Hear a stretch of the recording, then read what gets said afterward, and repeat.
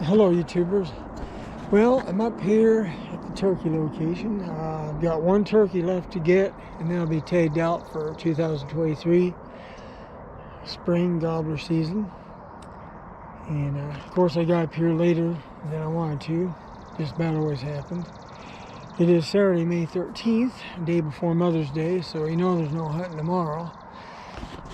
But if I get one today, there won't be any more turkey hunting until fall for me.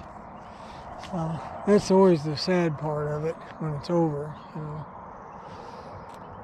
The thrill of the chase, that's the thing about it, you know. But check this out.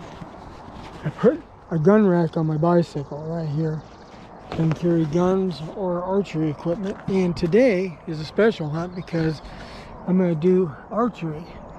And it's kind of a wild card because I probably haven't used my bow to shoot anything in at least 3 years. So I'm way out of practice.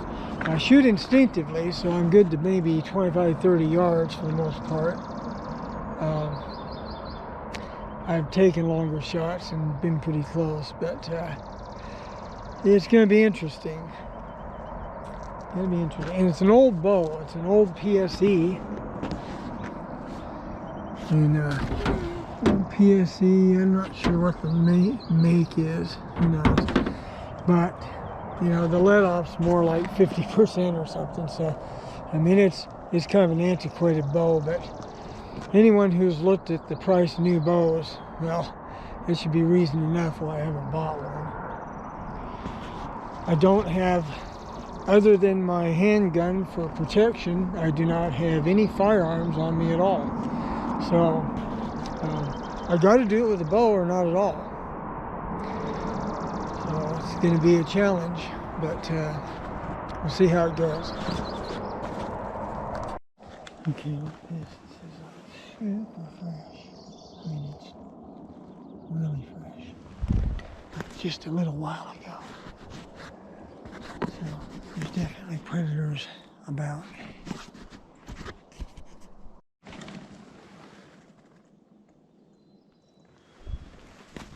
Fresh dropping. This is near where I got that. I got one a week ago.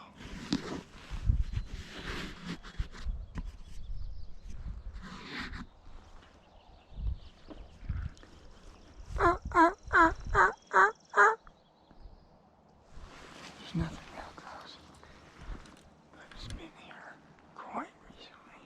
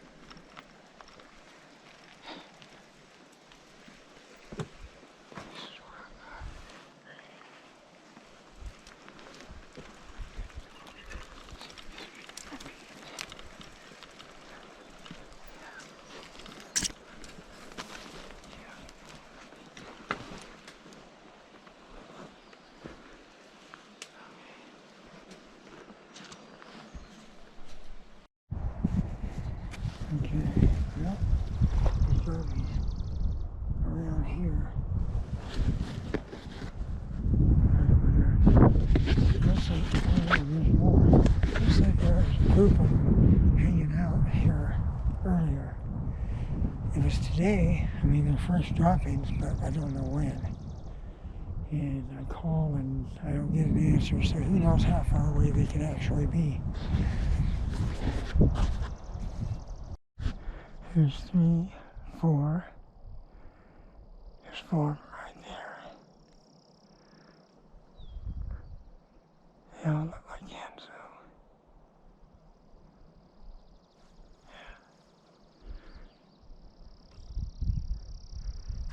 though. No gobblers. I believe those were hens, those 4.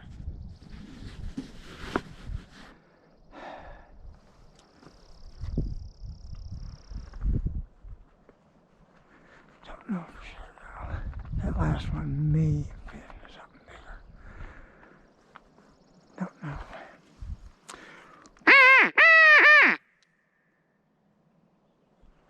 I can't even force a gobble out of anything.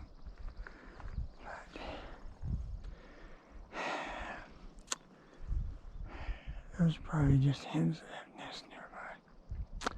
I gotta try to find the males. Well, they've been scratching here, apparently.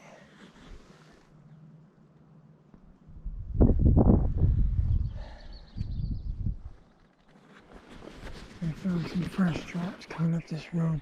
So he came up this road. Of course, those 4 turkeys up there busted me, but there may have been more than 4. But it looks like I'm too little too late. I'm hoping I can catch them on their evening route. But you never know, there could be a lone gobbler somewhere. Just haven't found him yet. Okay, so I come down this road here and went into this. So even though the public is allowed on this land, there are some owners who don't want anyone on it. And like here, posted. And of course, like every other landowner, they don't put their name and address on here. It's a nice looking gate, nice lock. Right here, they did a patch job. Looks like maybe elk tore the fence open and they patched it. Pretty good patch job, looks like. Okay, so the question arises, if I hit the call, if I hit a hen call up here, and I got an answer from gobbler on that side of the fence, would it be proper to call it over here? Well, if someone's hunting on that land, if the landowner's hunting and I hear him operating a call, no, I don't think it'd be ethical. But if there's no activity on that land, and I'm on this side of the fence, I'm going to try to get that gobbler over here. And some people might say, it's not ethical. Well, it's not their own personal turkeys. The turkeys don't know who owns what. They just travel about and do their turkey thing. So if I can get them on my side, then I will. But last time I was down this way, I didn't get an answer. So you'd think you would. I mean, it's great land. And obviously someone's driven through here recently, the landowner. But this is the second time I've been over here and I haven't heard any gobbles. So turn around and go back the other way.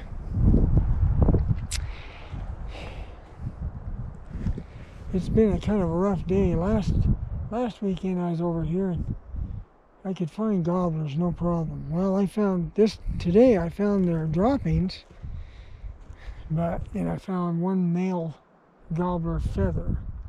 Could have been from a jake, who knows. But I saw 4 turkeys, they all looked like they were hens. They busted me, of course. But other than that, I just haven't been able to find any. On a beautiful day like this, nothing's gobbling at me. So I don't think they're within earshot. I really don't. But I'm going to keep trying.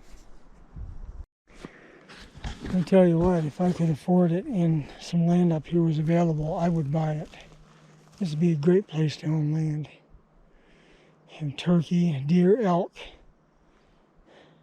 grouse. A lot of snow during winter, so you probably wouldn't want to live up here. But it'd be great to have for a hunting spot. Now look at this. How the heck am I supposed to get through here?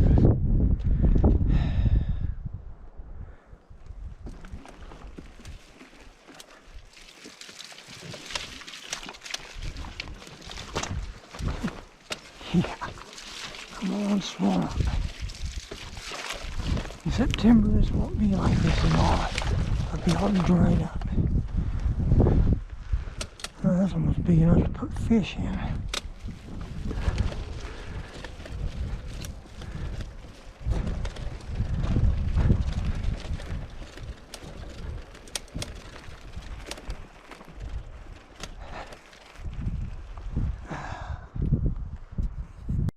Well, here's the other spot that they butchered with the chainsaws. This area here. Just a few years ago, I hunted this. It was all forest. Now it's seed trees and little seedlings. That's all that's left.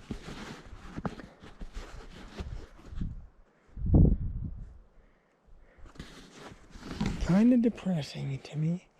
Not a fan of clear cuts. Selective cutting, fine, but I don't like clear cuts.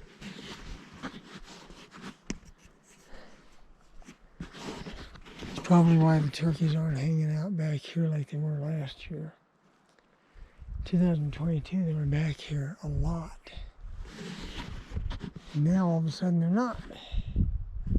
So this was cut not that long ago. There's some old stumps there, but there's some that are not that old.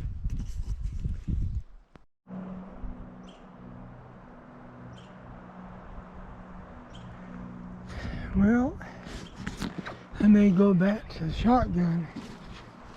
Seems I've had, I don't know if you want to call it a jinx or not, but I've had a particular run of bad luck today. It is right here. Flat tire. And now I don't have a spare tube with me or air pump or anything else. So I've got to walk this thing out like 3.5 miles. So that sucks. Still haven't encountered a gobbler. I'm still going to sound off every once in a while on the way out. Of course, that'll just be, if I get one, it'll be one more thing to carry. So, yeah, I don't know. Seems like every time I bring my bow, it doesn't go very well. Usually I don't get a shot like today. And there's other problems. So, call it superstition, if you will, but I might just go back to the shotgun. There's a lot of nice trees in here. There's a ponderosa pine. I love them. I like how they look. I grew one of those at the trailer park, the one we got flooded out in. It's still down there. They didn't cut it down. And back there you got some tamaracks. Now they got a lot of leaves on them. There was one back there, one tamarack, it looked like a big bush. Lots of foliage on these trees.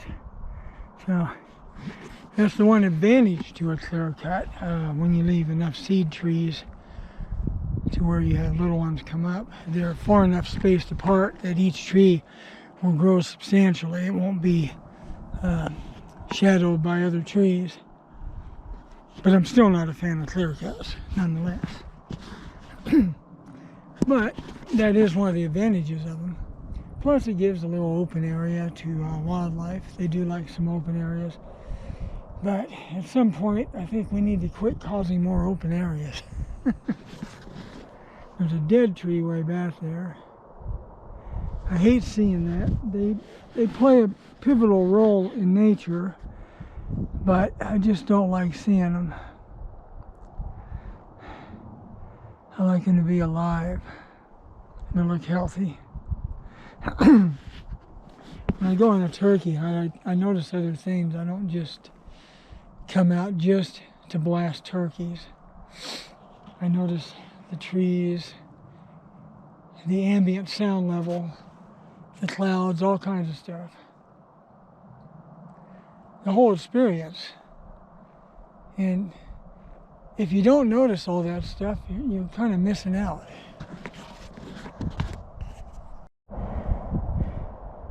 Another thing about clear cutting, clear cutting reduces carbon oxygen exchange by getting rid of trees, which is a bad thing. And these little trees, they'll eventually grow up to be excellent exchangers. But I mean, we breathe out oxygen, or we breathe out carbon dioxide rather, and the plants breathe in the carbon dioxide, and they actually store carbon dioxide in the ground with the roots. So the carbon gets trapped in the ground, and for people who worry about climate change, that's a solution. More plants. You know, if you want to do something about these climate change, whether how much of it's real or not, quit cutting down the rainforest. You know, don't use so many trees. Don't cut down so many of them. Find a different way. You can build houses out of aluminum studs.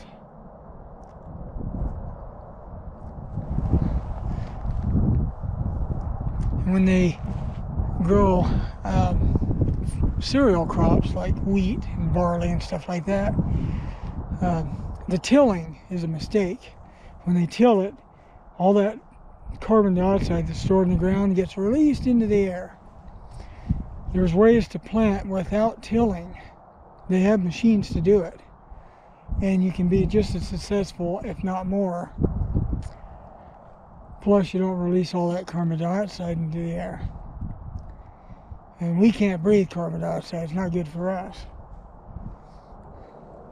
But it's great for plants. Carbon is the driving engine of this planet. I mean, all life forms on this planet are carbon-based. So, you hear some activist that doesn't know a lot, but they talk like they do. They go, oh, we got to get rid of carbon. Well, to that I'd say, well, you can eliminate yourself from the equation if you want to get rid of carbon. Although, I'm not suggesting suicide to anyone, for the record.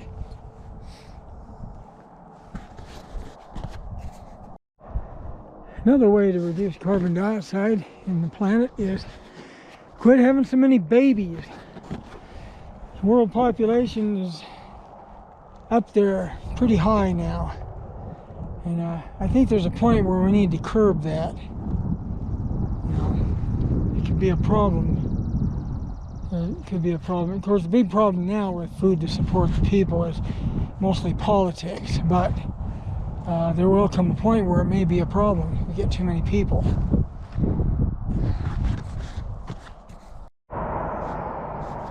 Well, I'd show you the big massive godbird that I shot. It's 2 words, ain't none. Anyway, thanks for watching, and please like and subscribe. And special thanks to my patrons. Anyway, until next time, happy hunting.